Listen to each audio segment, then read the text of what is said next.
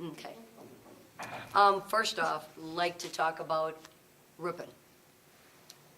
I talked to their head coach, and I told her I was in that same position. When we took the job here at St. Thomas, we hadn't been making the playoffs, and it was like, could we get to the NCAAs? We got to the NCAAs, and it was just persistent, and she's doing a great job with that program.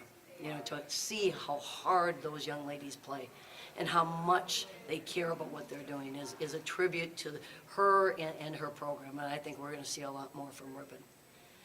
Talk about St. Thomas, the thing that I was really excited about is the energy and the purpose and the way we shared the ball. We had 24 assists tonight, and again, it's just about everybody doing their part and doing their role. I was really proud of these young ladies. And it starts on the defensive end. I thought they did a nice job defensively in the second half.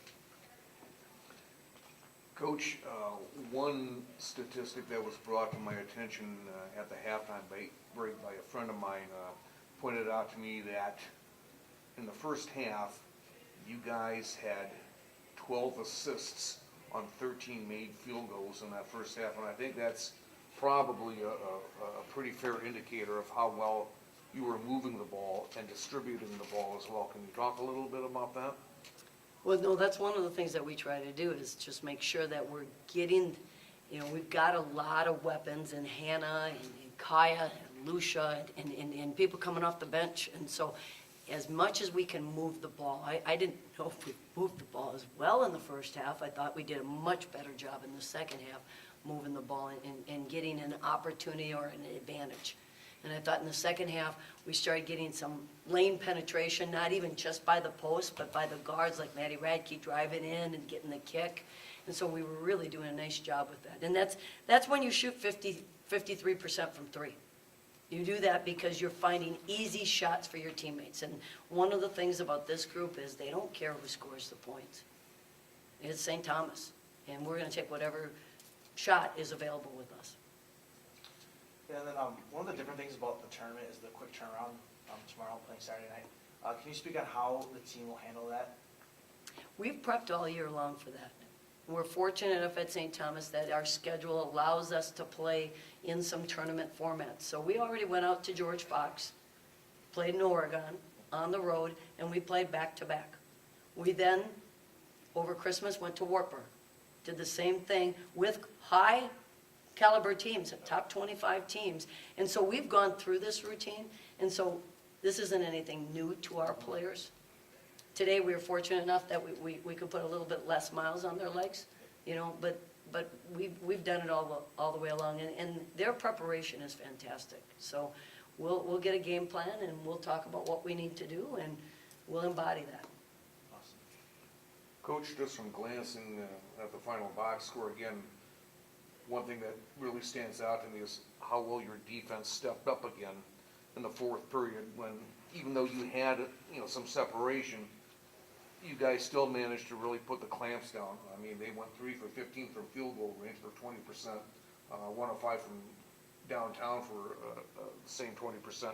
So I think that speaks volumes of how well you really turned up the defensive heat there in that fourth quarter to finally pull away for good.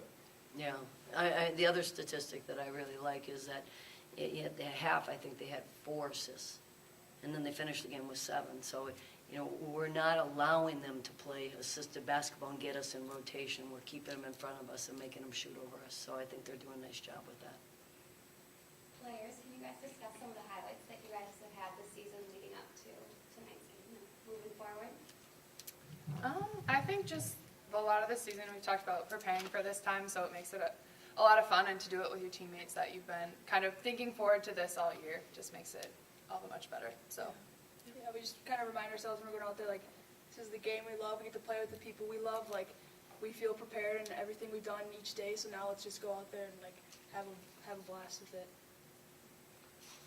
Coach, we know how well these two are down low in the paint and from the outside, obviously. Well, Yeah, how about the big dog hitting the 3 right off the bat? One player that I don't think is maybe getting enough attention is, as of late anyway, is Bryn Rowland. Can you talk to me a little bit about her? That's how our program is built. You know, it's not just one person. It's Bryn gets to go against her every single day. that's either a challenge in adversity, and you can wither from it, or you can accept it and you can grow from it.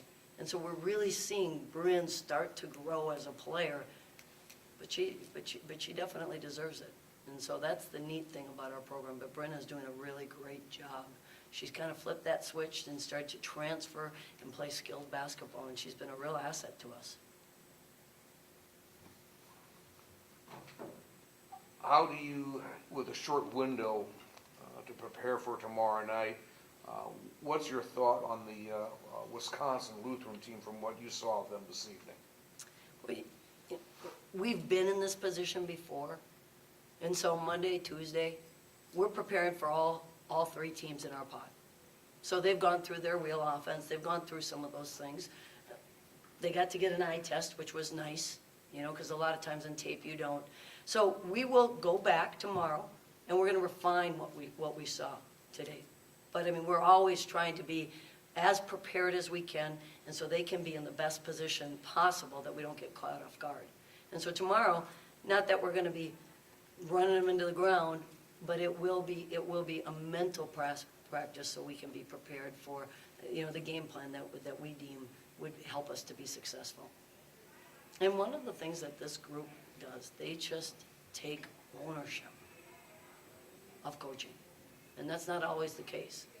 I told them this in the pregame. I said, we're here on October 20th. And I'm talking, we got to do this and we got to do that. And usually the players are kind of like, yeah, there's coach, never satisfied. Not this group. Not this group. This group is kind of like, okay, if coach thinks it's important, we're doing it. And they've been a joy to work